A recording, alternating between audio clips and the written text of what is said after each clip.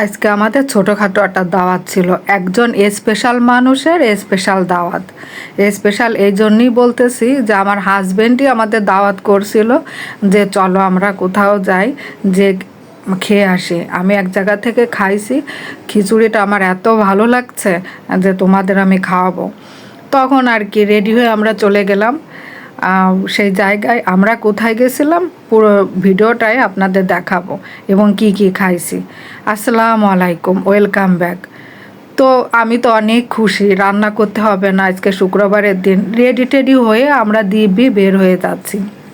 Lift বন্ধ ছিল তাই লিফটে যেতে পারিনি, সিঁড়ি দিয়েই যেতে হচ্ছে যেহেতু দুপুরের খানা পিনা।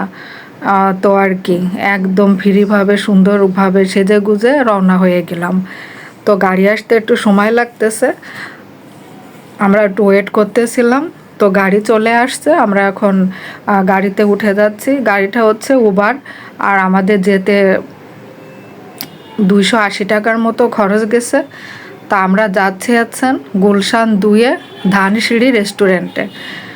অলরেডি আমরা চলে আসছি। আর এই ধানসিঁড়ি রেস্টুরেন্টের খিচুড়িটা আমার জামার কাছে এতটাই পছন্দ হয়েছে, এতটাই পছন্দ হয়ে গেছে যে আমাদের না নিয়েই মানে ছাড়লো না, বললো চলো তোমাদের খাওয়াবোই। তো রেস্টুরেন্টে ঢুকে পড়লাম। রেস্টুরেন্টে টা দেখতে বেশ সুন্দরই, খারাপ না। ঢুকেই খুব ভালো লাগলো যে সাইডেই অ্যাকোরিয়াম আছে, সেখানে বড় বড় কিছু মাছ আছে, ফ্লাওয়ার বাস আছে কিছু। খুব জায়গাটা ঢোকার প্লেসটা খুবই সুন্দর। তো আর কি আমরা চলে গেলাম, বসে পড়লাম জায়গা মতো, বসে অনেকক্ষণই অপেক্ষা করতেছিলাম। তারপরে চলে আসলো আমাদের সে অনাকাঙ্ক্ষিত, কি বলবো, অনাকাঙ্ক্ষিত খিচুড়ি, বিফ খিচুড়ি। তো চলে যখন আসলো তখন আর আমরা লোভ সামলাতে পারলাম না, আমরা খাওয়া দাওয়া শুরু করে দিলাম। আমার বাচ্চা কাচ্চা খিচুড়ি টিচুড়ি তেমন পছন্দ করে না, তারা সবসময় ফ্রাইড রাইস টাইস এগুলো খেতেই পছন্দ করে বাইরে গেলে। আমারও খিচুড়ি তেমন একটা পছন্দ না, তবে এই খিচুড়িটা অনেক মজা ছিল।